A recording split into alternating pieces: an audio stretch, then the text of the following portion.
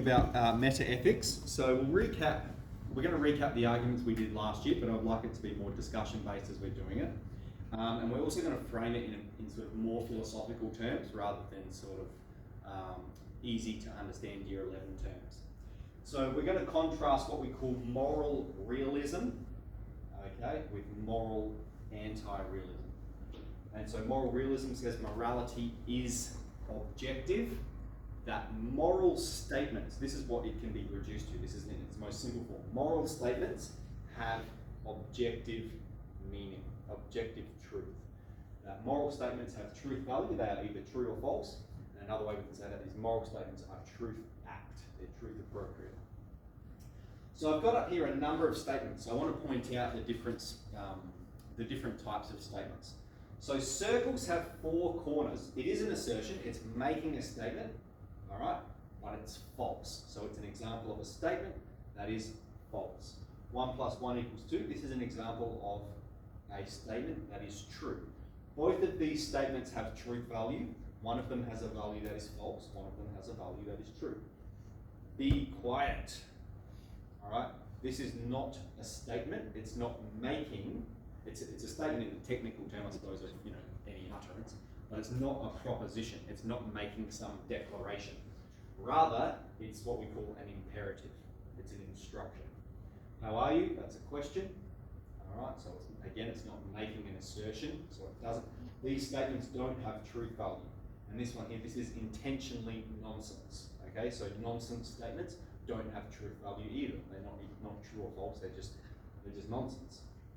Okay. So then, what moral realism says is a statement like this: murder is wrong, has truth value. Okay.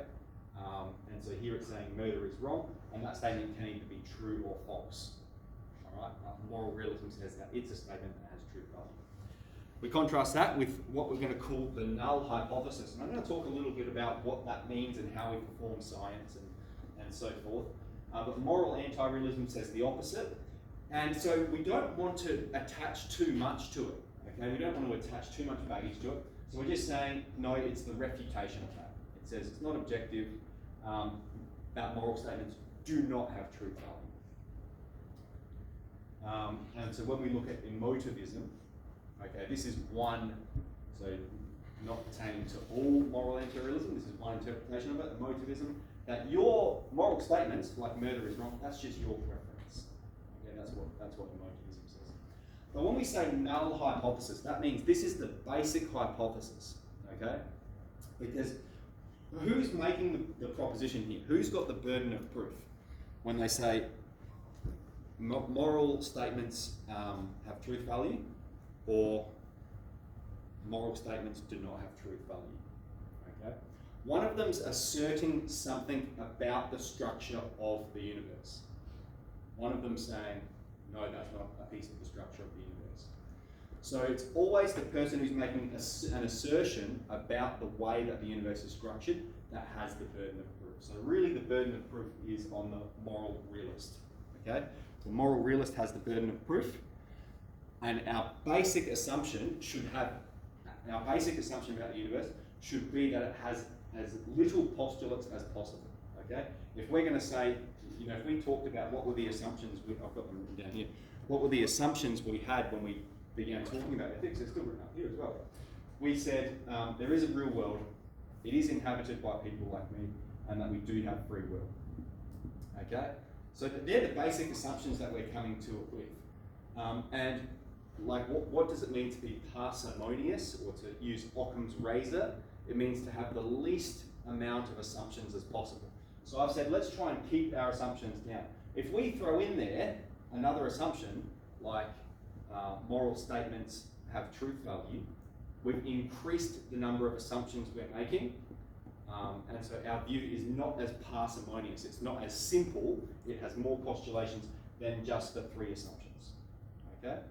So we want to make as little assumptions as possible, and that's why when we say our null hypothesis, that's our basic hypothesis. Our basic hypothesis is that no, they don't. Okay, so the burden of proof lies on the case for moral realism. Now we're going to look at both, obviously, there's arguments for both, and we'll get to discussing them. The other thing we need to say is, what we've said with ethics, we're not making a statement about God's existence or not. We're leaving that to the realm of metaphysics. Okay? And, one argument that we did look at for God's existence was from moral realism. It says there are objective moral facts, and therefore it inferred God's existence. All right? So we're saying we're being ambivalent about God. And so there is a temptation to say, I don't believe in God, therefore I don't believe in moral realism. Okay? But what that's like saying, I have a scientific theory, here's a piece of data that doesn't fit my theory, therefore this piece of data is wrong, not my theory is wrong. So when we've got a theory about the world, all of our pieces, we need to look at all of the pieces of data around us and bring them all together, and that's going to be our unified theory of the world. We don't exclude data. That is bad science. We need to look at everything. The question about God's existence, we're leaving that out. We're not addressing that, but we're not letting our opinion about it dictate our understanding of metaethics either. We're trying to be as neutral as possible when we approach this. Okay, so let's look at the arguments. The first argument here: all people have an innate sense of right and wrong. Therefore, an objective moral code exists. So it's not a syllogism, it's what we call an enthymeme, and that is, it's a argument that has an implicit premise. There's a premise missing that's implied. There's an implied premise there. So I'll put this one in for you guys. All people have an innate sense of right and wrong. The sense of right and wrong is the objective moral code. Therefore, all people have an objective moral code. Okay, so let's get to contesting. First premise. It's my experience, I assume it's going to be yours as well, that all of the people you've encountered have a sense of justice, a sense of fairness, a sense of the way the world should be. All right? What do we reckon? Just for focusing on the first premise. All people have an innate sense of right and wrong. What about sociopaths? Good point. Okay, sociopaths, so someone who's a psycho, who doesn't feel empathy or something like that. Excellent. Okay, so we have an exception to the first premise. Okay, so we can say the first premise is not universally true. Okay, very good. What about the second premise? If it was the objective moral code, wouldn't people agree on everything morally? Yes, perhaps, but people have. This is how I'm going to make the argument. I'm going to compare it to sense organs. Okay. Now we can see this table here. We all see it from a different point of view, and we might have a debate about the colour of the table. Okay, but we can all see it. All right.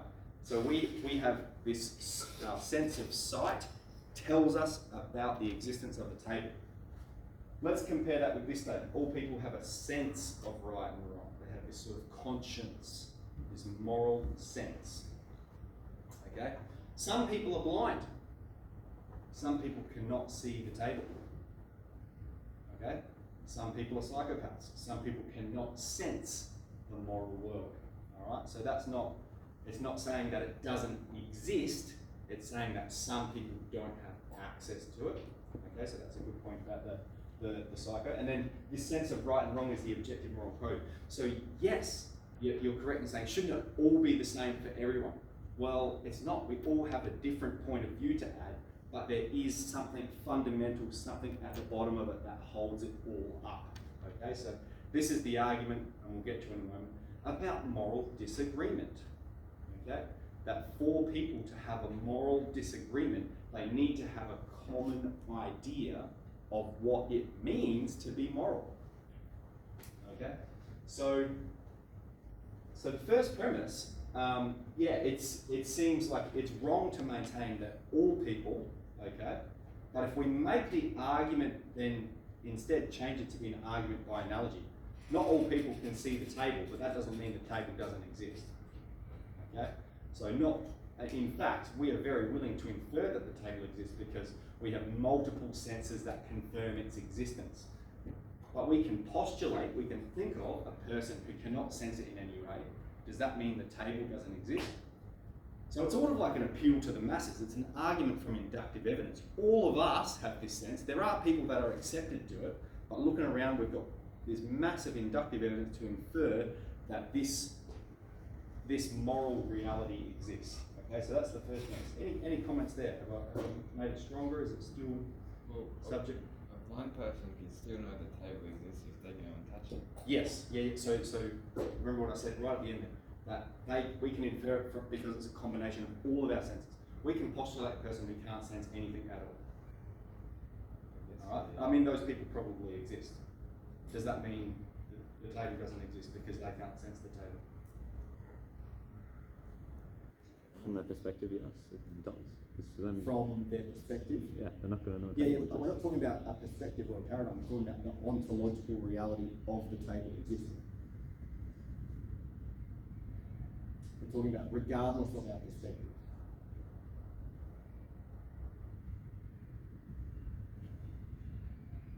All right, we'll leave it for now. We can think about it a bit more. What about the second one? The sense of Right and wrong is objective. Maybe when we get to the argument about like a shared language, we can get to that a bit more. So, any final comments before I move on? Excellent. Okay, so here's the second. We're only looking at two for moral realism. This one says, if moral disputes are to have any efficacy, okay, if they're going to have any effect, any worthwhile, then moral language must have an objective meaning. Second premise, we act as if moral disputes have efficacy, therefore we act as if there is an objective moral worth. So what this means to say, like the argument I gave last year was about 15 being a prime number. Okay, who can remember this? Sort of. Okay, so if I said, is 15 a prime number? Who would say, no, put your hand up, 15 is not a prime number. Everyone look at Flynn, Flynn's a maths genius. 15 is not a prime number, okay? According to the traditional mathematical definition of what a prime number is. A prime number is a number that is divisible only by itself and 1. It has no other factors, all right? Because 15, you can go, you can divide it by 3 and you can divide it by 5. It is not a prime number, okay? 17, on the other hand, is a prime number because we can't divide it evenly by anything other than 17 and 1. Okay, so that's our mathematical understanding of it. Now, I'm going to introduce you to a fellow called Bob, who says a prime number is a number with 5 in it. Okay, so if you meet Bob and you and Bob are having a debate about whether 15 is a prime number, he says, yes, of course 15 is a prime number because it's got a 5 in it. And you say, that's not what a prime number is. And you give the maths definition of a prime number. You guys cannot come to a resolution.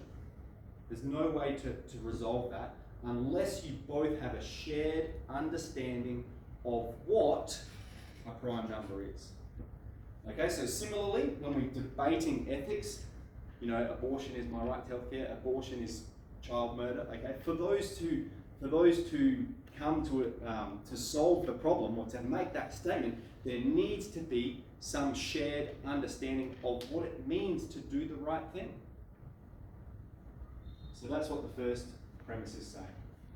If they're going to have any efficacy, we need to understand what we mean by these words. Okay, that works for all language. If I'm going to say there is a table in this room, you need to know what a table is to verify or falsify the statement. All right, so that we all need to have a common understanding of language. So we certainly act as if we understand it. Any comments?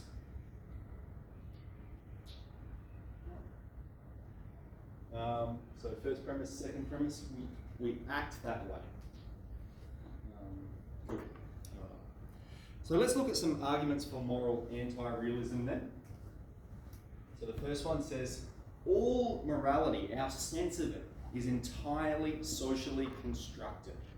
It's conditioned in us. Look at us compared to the Aztecs, compared to a child soldier raised in Africa. We all have a different understanding of what is right and what is wrong. And that's just because of the society we've lived in. That's what the first premise is. The second premise. And we know that everything that's socially constructed is relative. That nothing that is socially constructed is an objective feature of the world. It's just relative. It could change at a whim. And the conclusion, all morality is relative. All right, any issues with this argument? If all morality was socially constructed, then what about the people who made the first society? Then they wouldn't have morality, so they wouldn't have made laws to enforce morality. Yep. We can see morality perhaps emerging out of interactions with people. Have the guys in English, have you done some contractarianism? No, I haven't heard of that. Okay, yep, we'll proceed. So that was a sort of argument against the first one. Yep. And we talked about as well earlier this year about Panksepp's rats. Okay, that we have the rats that are going to fight one another. Well, rats play. Yeah, that's the first thing. Is rats play with each other, and what they do is they play wrestle. Okay, like I go home, I wrestle with my kids, lots of fun, especially because I win. But if basically with rats, just being bigger is enough of an advantage to win most of the time. All right. However, if the big rat doesn't let the little rat win at least 30% of the time, okay, so they have to let them win, then the little rat won't ask them to play. So the little rat always initiates play. This is like with kids as well. Kids always initiate play, all right? But if the adult just always destroys them, always just totally, just, oh, you're so weak, you're such a weakling, then they're not going to play anymore, all right? So what's it saying? I'm going to play this game and I'm going to let you win a little bit of the time. We can have a bit of fun together. See how it's fun if you win, all right? And so there's this sense of it's emerged. It's even at this genetic level now. If you go far back enough, us and rats have a common ancestor, supposedly. Like literally, all living things are related to one another. That first single-celled bacteria in the ocean, 3.3 billion years ago. It's all related.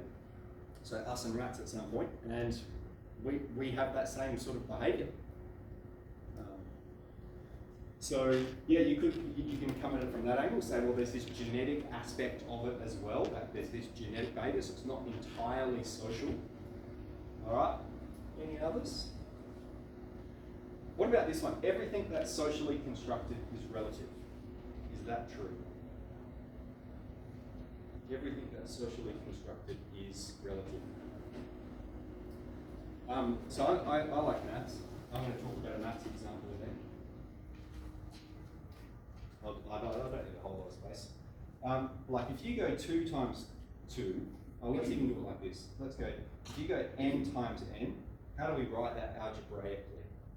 N squared. N squared, very good. And if we did n times n times n, n to the 3, and in fact if we did it, let's say k times, it would be n to the power of k, right? So depending on how many times you multiply it, that's going to be the power, all right? Now this is a law of mathematics that I was socially constructed into believing, and that you guys have been as well, if you're aware of it, that you've been socially constructed into believing, but it's an objective law. It's not something that we can create or change, it's something that we discover. Right? We've discovered it and it's been conditioned into us. Okay, so similarly we can say, well, no, things that are morality could be discovered and then conditioned. It doesn't mean that just because it's socially constructed it's relative. Here's an example of something that's socially constructed that's not relative. Alright, any questions about that one? Any further comments? Okay, argument 2, we've got 3 arguments for moral anti-realism. So we have another theme here. All cultural values differ from one culture to another.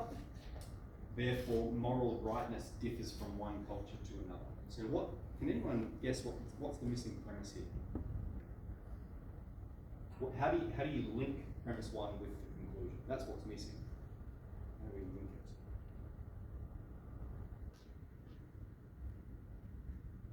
Cultural values and then moral rightness. Excellent. Yep. Moral rightness is obedience to cultural values. Moral rightness is cultural values. All right.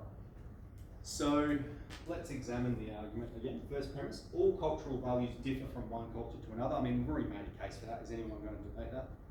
No, I'm pretty happy to accept that. I think you'd be challenged. I think maybe you could say yes. Like the manifestations of it are different, but underneath what they value is the same. Okay, so you could say, well, hang on now, look at the Aztecs compared to us, right? Sacrificing human beings to keep the sun god in the sky. Why on earth would they do that? All right. Well, it's because they value life. They value their own life. They want to preserve their own life, and they believe that by killing these people, they're preserving their own life. Okay, so even fundamental to them and to us is this shared value of life. So you could say, well, yeah, the things at the top differ, but at the bottom there's something fundamental that they share. So maybe you could, but anyway, moral rightness is obedience to cultural values. Is it always right to obey your culture's values? Anyone know? What's an example of when it's not right to obey your cultural values? Some countries, some cultures have very wrong ways of going about things. Yeah, you can think of heaps of examples. All right, so if you were living in Nazi Germany and you look at what is it that the Nazis value, not the majority political group, but they had enough of a majority to gain power. What is it that they valued at the time? Is it right to obey them? Is it right to obey the cultural values of the Aztecs living there? Or if you were to go and live in Saudi Arabia, where they've got rules against what you're allowed to eat and drink and what women are allowed to do in public and so forth, is that right? It's their way of doing things, all right? Slavery, we think that there's lots of examples that we can think of. So if we were thinking about this argument, so we've said, yeah, okay for the first premise. Second premise, maybe we're a bit reluctant to say, no, it's not necessarily morally right to always act according to what your culture values. Any comments? Okay, last argument. And this is quite similar to the one we just looked at, except rather than arguing from a culture and from a collective group, it's arguing on behalf of an individual. All right, it's saying individual people have different opinions about what's right and wrong. Evident, okay? The very fact that we argue about what is right and wrong shows that we have different opinions about it. Conclusion, therefore there's no truth about what is right and wrong. Okay, again, it's another enthymeme. We won't worry about the missing premise. It's just saying there's no common opinion, therefore there's no truth. There's no shared opinion. People disagree, therefore there's no truth. What's wrong with this one? Or is there anything wrong with it? I mean, ask the question if there is. Can we think of something that people have different opinions about, but there's still some truth of the matter? Perfect example, okay? So people argue about whether the earth is flat or round. Some people argue about whether the earth is flat or round, all right? But it doesn't matter that there's a difference of opinion. There is some truth. It's not both. It's not sort of some contradiction. That can't exist. It has to be sort of one. They're not that they're mutually exclusive, but one of them's true. So, a proposition along those lines is true. So therefore, all right, so what are we saying here? People have different opinions about what is right and wrong. therefore there's no truth about what is right and wrong. So let's think about that. People have different opinions about whether the earth is flat or round, therefore there's no truth about whether the earth is flat or round. It seems ridiculous when we perform that substitution. That's what we call retorsion, argument by retorsion. Now, one other thing we need to think about with moral realism, right, is we're talking about moral realism, so that's the assertion that moral statements have truth value, okay? This could pertain to the group, all right, that everyone has the same objective moral code underneath, or it could pertain to an individual. And so if each of us have different ideas about what is right and wrong, if it's pertaining to the group, then we're saying everyone has to have the same sort of, and we're not making rules of statements about laws here, we're making statements about the most basic fundamental moral truths.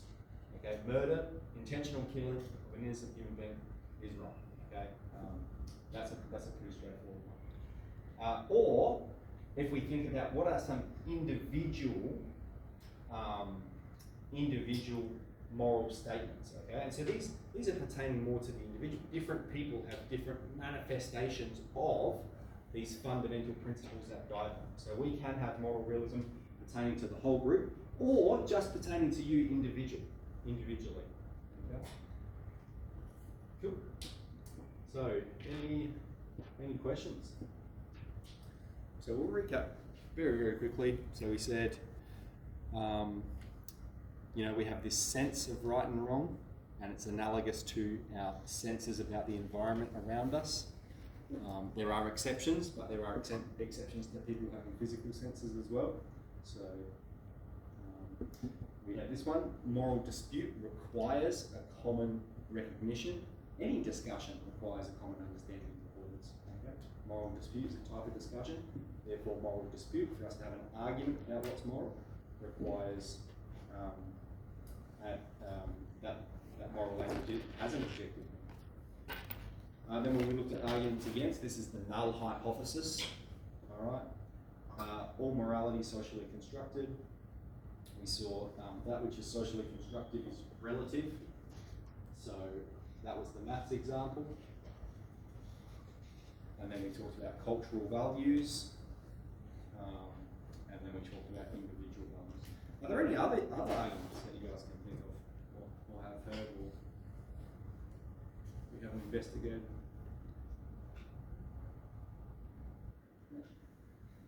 So again, like moving forward, we are still going to just maintain those three assumptions, okay? While we continue to talk about metaethics, we're not going to assume that the problem's been solved, and it's still widely debated. And it's also one of those ones that, like, in the past, people didn't even think this was a question. People were just so certain that morality was objective. Our predecessors just assumed that was the case, and it's only recently that people have started to perform that distinction. Maybe it's not some objective feature of the world. Maybe it is something that we've made up. It's a sign of the times, so to speak. And that coincides with us becoming more, would you say, more rationalistic, more scientific, less superstitious about the world around us. Cool. All right, that's all from me. So no questions or anything. So,